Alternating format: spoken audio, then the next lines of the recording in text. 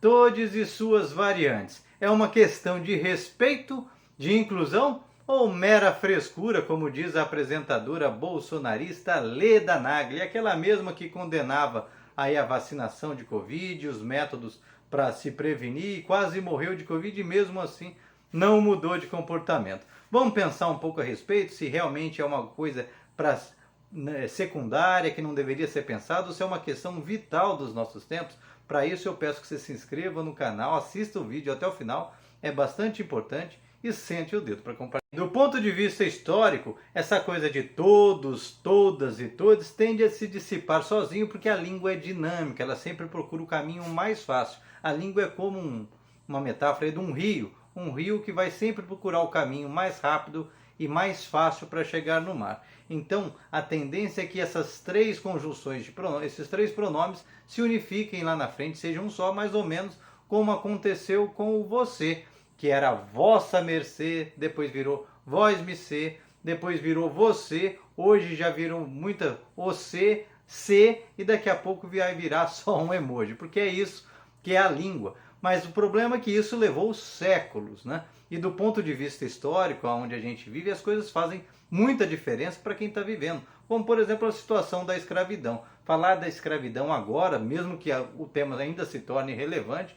porque tem gente que insiste em escravizar pessoas, ele era muito mais impactante para alguém que era escravizado naquele tempo e passou toda a sua vida sob o jugo da escravidão. Então, pensar o mundo a partir do ponto de vista do agora é importante. E olhando a partir dessa perspectiva, faz todo o sentido que as pessoas busquem suas representações, busquem garantir a serem tratadas da maneira como se sentem mais confortáveis. Porque o que acontece?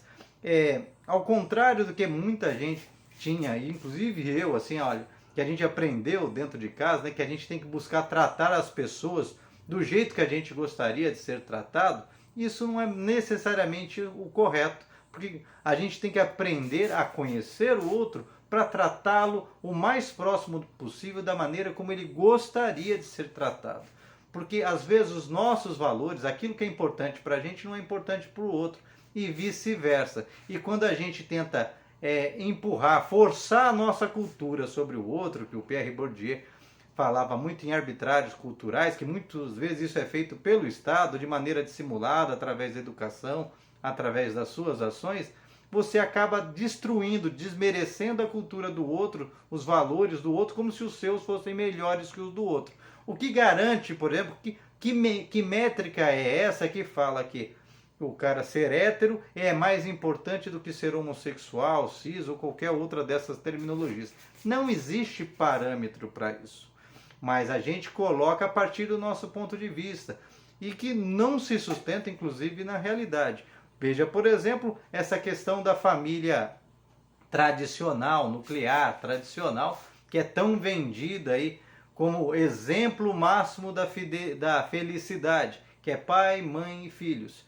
Desde que houve todas essas mudanças econômicas, que a mãe precisou sair de casa, e não foi só por conquistas feministas e outras coisas não, foi porque o capitalismo queria mais gente consumindo, isso muito pouca gente está disposta a falar. Mas desde que houve essas mudanças todas, esse modelo de família tradicional foi se esgarçando, tanto que ele nem é um modelo prioritário hoje no Brasil. No Brasil, para vocês terem uma ideia, esse tipo de família, pai, mãe e filhos, que é tão defendido aí pela extrema-direita, ele representa menos de 1/3 das famílias. A maioria das famílias são famílias que têm outras constituições, por exemplo, com as mães, mulheres, sendo arrimo de família, sendo quem realmente garante sustento de casa.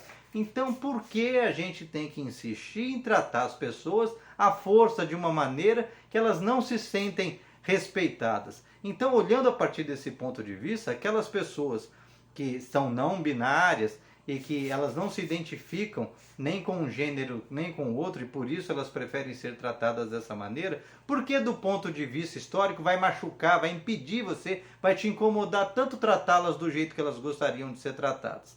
Você que é aí, cristão, você gostaria de ser maltratado? Você gostaria que alguém ficasse fazendo pilhérias sobre a sua conduta, sobre a sua religião, sobre a forma como você cria seus filhos?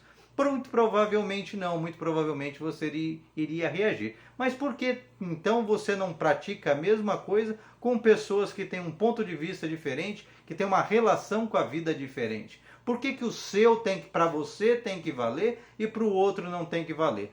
Boa parte dos problemas que a gente vem enfrentando no Brasil nos últimos tempos, em especial essas pessoas que confundem o moralismo com ser de direita, que são coisas bastante diferentes, e a gente vai tratar disso num outro vídeo, mas essas pessoas confundem e elas sempre, elas sempre falam numa situação de vamos acabar com direitos e outras coisas, mas desde que seja para os outros, para aquele povo, para aquele ser imaginário que não tem rosto, né? É igual o tal do mercado, só que é o contrário. É o povo são os outros, eu não sou.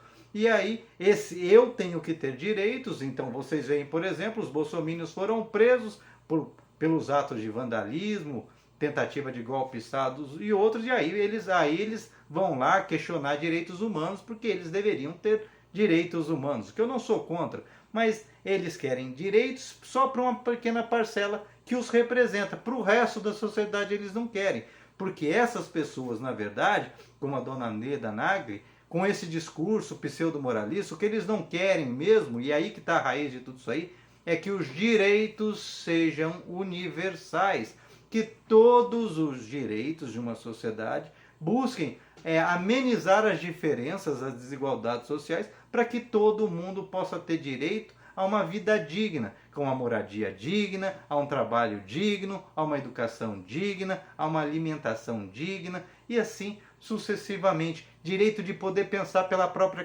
cabeça e não ser manipulado pelos outros. E isso é negligenciado sistematicamente sobre essas minorias.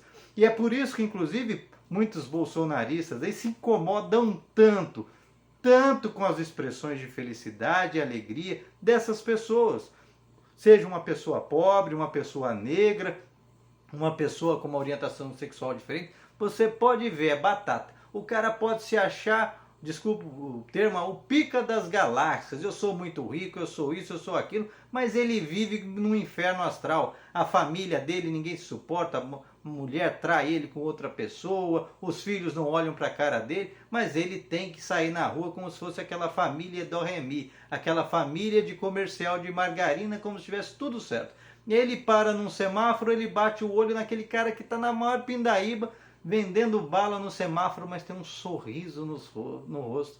E aí aquilo acaba com o dia do cara, porque como assim? Esse cara não tem nada e está feliz, está alegre, e eu aqui nessa situação sou infeliz, querendo botar problema, minhoca no problema dos outros, dando palpite no tipo de vida dos outros. É por isso que um beijo gay incomoda tanto essas pessoas, porque ele não consegue sequer dar um beijo na própria esposa e vice-versa. Mulheres que não se sentem amadas pelos maridos, que estão em relacionamentos abusivos, mas que não têm coragem de enfrentar essa realidade, porque vivem amarradas numa máscara. E é isso que, de repente, essa questão que parece tão simples, dessa guerra cultural que a esquerda cometeu vários erros no passado de não enfrentá-la, achou, olha, eu vou resolver o problema da economia, eu vou resolver outros problemas, dar acesso para as pessoas, mas como ele negligenciou isso ficou latente nas pessoas, aquele olhar atravessado e outras coisas, e é por isso que é essencial que, paralelamente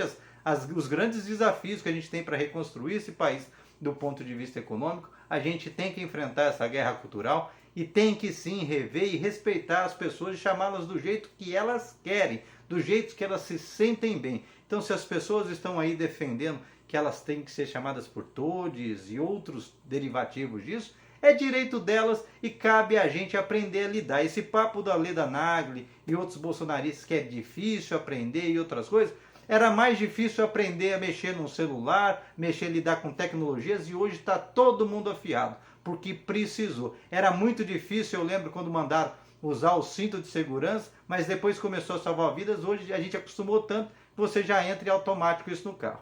Então, gente, vamos defender sim, apesar de que a língua vai com o tempo nivelar tudo isso daí, mas agora é importante que cada um seja representado e chamado daquilo que realmente se sente bem. Então, quem quer ser chamado de todos, é seu direito ser chamado de todos.